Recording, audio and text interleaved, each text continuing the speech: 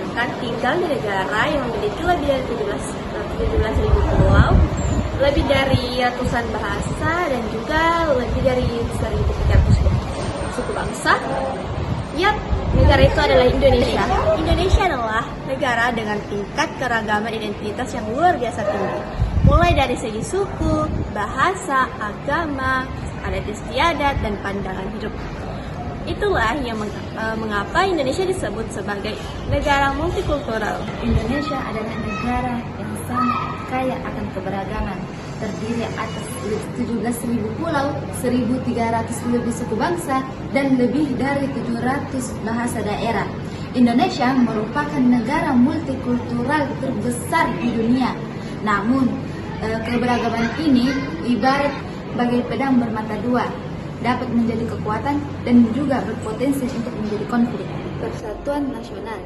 Menurut buku PPKN kelas 11 Kemendikbud 2022, Persatuan Nasional adalah menyatunya seluruh elemen masyarakat yang berbeda latar belakang budaya, etnis, agama, dan adat istiadat yang menjadi satu persatuan yang utuh. Apa saja sih landasan filosofis dan yuridis bangsa negara? Yang pertama itu Pancasila sebagai dasar negara dan ideologi bangsa yang mempersatukan. Undang-Undang Dasar tahun 1945 pasal 1 ayat 1 dan pasal 28E itu menyebutkan akan menjamin hak kebebasan berserikat, beragama, serta berekspresi. Sumpah Pemuda pada tahun 1928 menyebutkan bahwa satu nusa, satu bangsa, serta satu bahasa. Bhinneka Tunggal Ika itu berasal dari kakawin Sutasoma, yang berarti bahwa walaupun berbeda-beda tetapi tetap bersatu jua. Namun persatuan kita sedang diuji berupa radikalisme, intoleransi, penyebaran hoaks, hingga ke fanatisme sempit yang menjadi ancaman. Berikut ini adalah 5 strategi penting yang dapat kita terapkan dalam kehidupan sehari-hari. Yang pertama, menginternalisasi nilai Pancasila.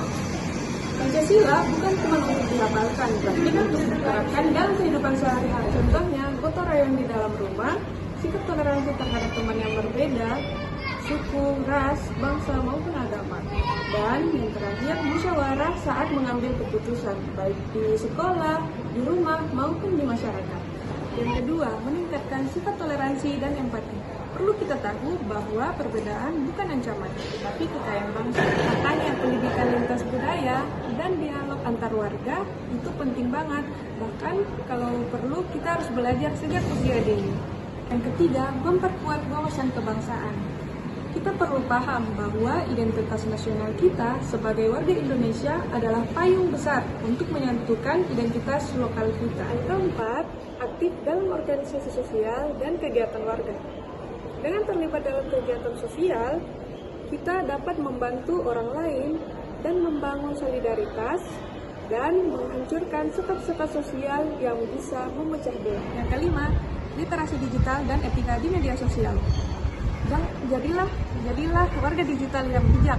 Jangan asal percaya maupun menyebarkan informasi yang tidak jelas kejelasannya. Ingat, saring sebelum sharing. Satu postingan dapat berdampak besar baik maupun buruk. Peran generasi muda dalam memperkuat integrasi bangsa.